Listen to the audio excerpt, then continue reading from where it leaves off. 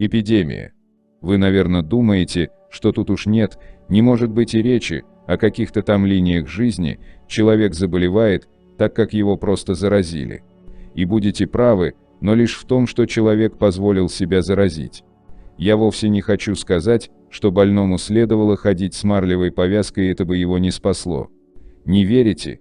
Что ж, чисто умозрительно я не смогу это доказать, как, впрочем, и все, о чем идет речь в этой книге. Но ведь вы тоже не будете ходить в марлевой повязке во время эпидемии гриппа, чтобы проверить. Поэтому я буду просто говорить то, что знаю, а верить или не верить – дело ваше. Итак, раскрываем историю болезни. Причина заболевания – ваше добровольное согласие на участие в игре под названием «Эпидемия». Начинается все со слухов, что эпидемия, скажем, гриппа уже где-то буйствует.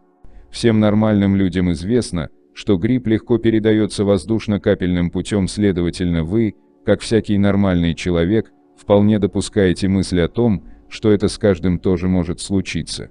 В голове сразу же прокручивается кино. У вас температура, вы чихаете и кашляете.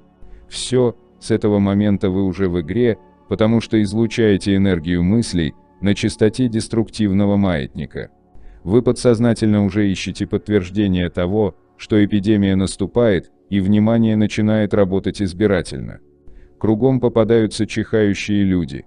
Они и так всегда есть, просто раньше вы не обращали на них внимания. На работе и дома время от времени кто-нибудь заводит речь на эту тему.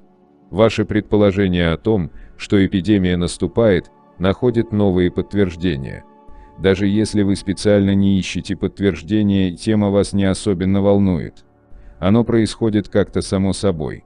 Если вы с самого начала игры настроились на частоту деструктивного маятника, ваша привязка к нему будет все сильней, независимо от сознательного участия. Ну а если вы не прочь поболеть или настроены обреченно, значит вы уже являетесь наиболее активным приверженцем маятника. Или нет, решили не болеть и внушаете себе, что абсолютно здоровы и не заболеете. Ничего не выйдет. Вы думаете о болезни, значит излучаете на частоте болезни. Направление мыслей за или против не имеет значения. Другими словами, если вы пытаетесь себя убедить, что не заболеете, то изначально допускаете такую возможность, и никакие уговоры не помогут. Слова, произнесенные вслух, просто сотрясение воздуха, слова про себя вообще ничто, а вера – это мощная энергия, хоть ее и не слышно. Вы не спасетесь, даже если побежите делать прививку. Все равно свое отболеете в той или иной форме. Первый симптом болезни ставит вас перед выбором, будете ли в конце концов болеть или нет. Вы слабо сопротивляетесь и смиряетесь с болезнью. Это вносит окончательную коррекцию в ваше излучение, и вы переходите на линию жизни, где болезнь идет по полной программе. Индуцированный переход начался с момента принятия маятника. Если вам действительно наплевать на эту эпидемию, перехода не будет. Или если вы в отпуске, ни с кем не общаетесь, новости не слушаете и об эпидемии ничего не знаете, маятник вас не тронет.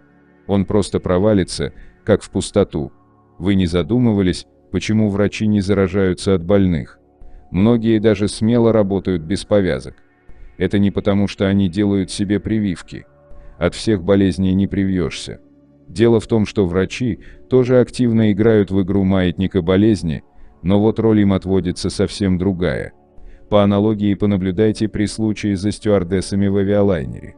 Эти добрые феи всем настоятельно рекомендуют пристегнуть ремни, а сами порхают, как будто сами они в случае чего смогут, как колибри, зависнуть в воздухе. Ну а как насчет грудных детей, зараженных СПИДом? Спросит дотошный читатель. Они что, тоже излучают энергию перехода? Во-первых, здесь мы рассматриваем вопрос об эпидемии как тенденции.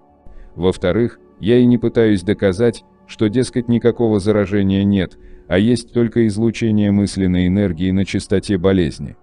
Трансерфинг – это не догма и не конечная инстанция истины. Не следует возводить в абсолют ни одну идею.